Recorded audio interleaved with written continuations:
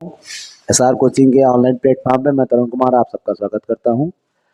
हम लोग भारतीय संविधान को पढ़ रहे हैं और भारतीय संविधान के पढ़ने के परिप्रेक्ष्य में आप इसके पहले मैंने 2 वीडियो अपलोड किए हैं, आप उनको भी देख सकते हैं। पहले और दूसरे वीडियो में हमने संविधान की जो आधारशिला पढ़ना शुरू किया कि संविधान कहाँ से बना, किस तरह से इसकी उपज हुई। इस क्रम में हमने 2 वीडियो पहले अपलोड किए हैं, आपको देखना है तो प्लेलिस्ट में जाके आप पहले देख सकते हैं। वीडियो नंबर 3 है, यहाँ पर हम 1833 का राजलेख से स्टार्ट कर रहे हैं। इसके पहले 1813 का राजलेख आया, तो 1813 के राजलेख के बाद कंपनी के कार्यों में बहुत अधिक सुधार हुए, कंपनी का कार्य बहुत अच्छा होने लगा और कंपनी के जो राज्य था उसमें अच्छा खासा विस्तार हुआ, सुधार हुआ। इसके बाद 1800 और अच्छी कंपनी के कार्यों को और अधिक प्रभावपूर्ण बनाने के लिए ब्रिटिश संसद से 1814 का अधिनियम, 1823 का अधिनियम, उसके बाद 1829 का अधिनियम आए। परंतु इन अधिनियमों से क्या हुआ कि बहुत अधिक ये अधिनियम सफल नहीं हो सके। इसी परिप्रेक्ष्य में आगे 1833 का राजलेख आता है और इस राजलेख के माध्यम से कंपनी में क्या आमूल सुधार किए गए, क्या परिवर्तन किए गए और जो महत्वपूर्ण निर्णय लिए गए, हम उनको आज यहाँ पर डिस्कस करेंगे। 1833 का राजलेख, जैसा कि ये ब्रिटिश से आता था, आपको पहले ही बताया चुका है। 1813, 1833, 1853 ये सब राजलेख हैं। यहाँ पर पहला परिवर्तन, जो महत्वपूर्ण परिवर्तन था, बंगाल के गवर्नर जनरल को, जो बंगाल का गवर्नर जनरल था, उसको संपूर्ण भारत का गवर्नर जनरल बना दिया गया।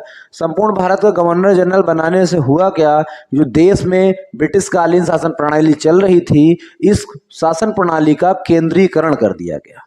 जब पूरे देश का एक ही गवर्नर हुआ तो उसका प्रभाव ये हुआ कि देश में केंद्रीय शासन प्रणाली या शासन प्रणाली का क्या हुआ, केंद्रीकरण कर दिया गया।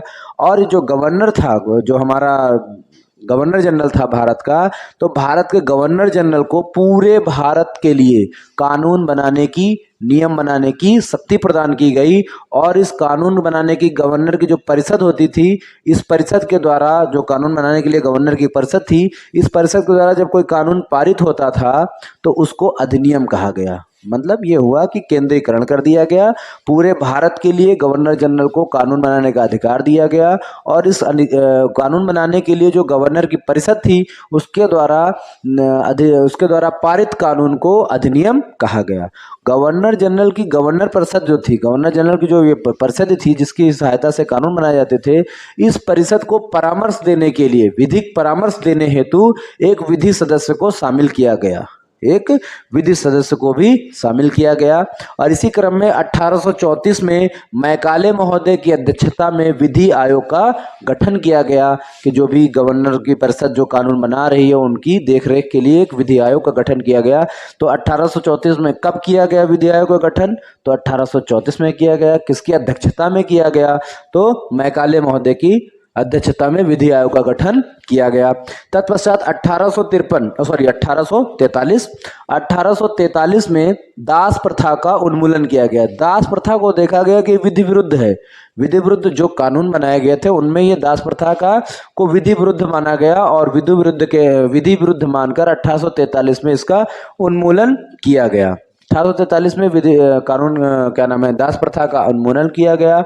उसके पश्चात गवर्नर जनरल जो था, जो भारत का गवर्नर जनरल था, इसको पूरे भारत के लिए एक बजट तैयार करने का भी आदेश दिया गया कि आप पूरे भारत के लिए एक बजट तैयार करें, ठीक है। और इस तरह से क्या हुआ कि जब पूरे भारत में केंद्रीकरण, मतलब शासन प्रणाली का केंद्रीकरण और पूरे भारत के लिए बजट तैयार करने की व्यवस्था, इन सब माध्यमों से, इन सब चीज़ों से जो हमारा वर्तमान का संविधान है, इस संविधान की आंशिक झलक हमको 1833 के राजलेख में दिखाई देने लगी थी। तो 1833 के बाद 20 साल जोड़ेंगे तो 1853 का राजलेख आता है। 1853 को जो राजलेख था, ये अधिनियम वास्तव में 1853 का जो राजलेख होता है, इसमें लोगों के अंदर जो है राष्ट्रव्यापी भावनाओं का विकास हो गया था। भारत के लोगों के अंदर राष्ट्रव्यापी भावनाओं का विकास हो गया था। कंपनी के कुछ ऐसी भी प्रणाली थी, कार्यप्रणाली थी जिसके विरुद्ध रोष था। तो कंपनी की प्रतिक्रियावादी जो व्यवस्था थी, इस व्यवस्था को रोकने के लिए, इस व्यवस्था के खिलाफ और भारत में राष्ट्रवाद का जो राष्ट्रवाद की भावना का विकास हो रहा था, इनके विरोध में, या इनको आप कहो विरोध में क्या, कि आप इनको कहो कि इनको इनके खिलाफ या इनको रोकने के उद्देश्य से 1853 का राजलेख आया।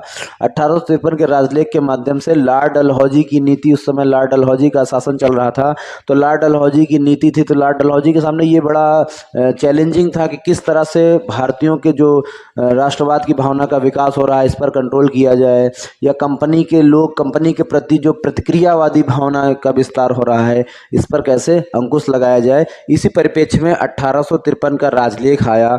1853 के राजलेख, हम इस पॉइंट में 1853 के राजलेख की प्रमुख प्रमुख बातों को पढ़ेंगे। इसमें विधि निर्माण हेतु, जो गवर्नर जनरल की परिषद विधि बनाती थी, तो विधि निर्माण हेतु 12 सदस्यीय विधान परिषद की स्थापना की गई। और बंगाल में लेफ्टिनेंट गवर्नर की नियुक्ति गई, क्योंकि हुआ क्या था, यहाँ पर कंपनी के कार्यों को अलग कर दिया गया था। जैसे आपको पहले भी पता है, कंपनी के राजनीतिक और प्रशासनिक कार्य अलग हो गए थे। जब बंगाल के गवर्नर जनरल को संपूर्ण भारत का गवर्नर जनरल बनाया गया, तो बंगाल की प्रशासनिक व्यवस्था की देखरेख के लिए, क्योंकि काम बहुत ज़्यादा बढ़ गया था, तो इसके लिए वहाँ पर एक लेफ्टिनेंट गवर्नर की नियुक्ति की गई। इस तरह से भारत में क्षेत्रीय प्रतिनिधित्व का सिद्धांत लागू किया गया, गवर्नर जनरल के अंडर में लेफ्टिनेंट गवर्नर की नियुक्ति बंगाल में करते हुए।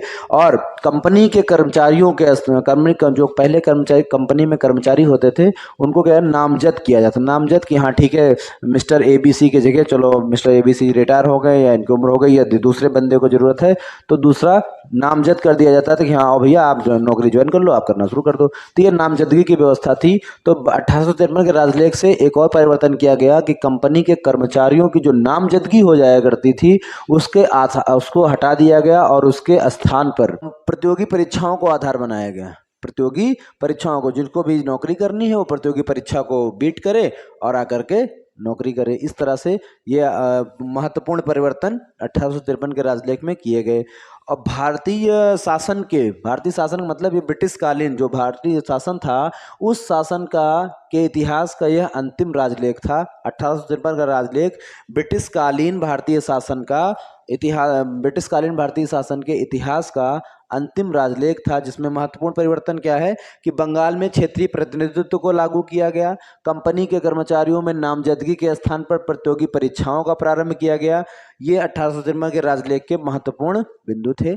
इसके पश्चात 1853 के राजलेख के बाद अब इसके बाद कोई राजलेख नहीं आता है। इसके बाद भारत सरकार अधिनियम आते हैं। ठीक है, इन अधिनियमों को हम अगले वीडियो में पढ़ेंगे। ठीक है, जैसे कि भारत जो हमारे यहाँ राष्ट्रवाद की भावना का विकास हो रहा था, क्योंकि इसी के पश्चात क्या होगा, 1857 की क्रांति भी होगी। ठीक है, उस क्रांति के बाद और भी परिवर्तन होंगे। तो भारत ये ब्रिटिश कालीन इतिहास का अंतिम राजलेख साबित हुआ। और इसके बाद हम लोग भारत सरकार अधिनियम को अगले वीडियो में पढ़ेंगे। आप पुराने, अगर वो आगे ये पॉइंट आप पहली बार देख रहे हैं, तो आप प्लेलिस्ट में जाकर के वीडियो 1 और वीडियो 2 पार्ट 1 पार्ट 2 को भी देख सकते हैं। और अगले वीडियो को हम लोग नेक्स्ट वीडियो में हम भारत सरकार अधिनियम को पढ़ेंगे। धन्यवाद।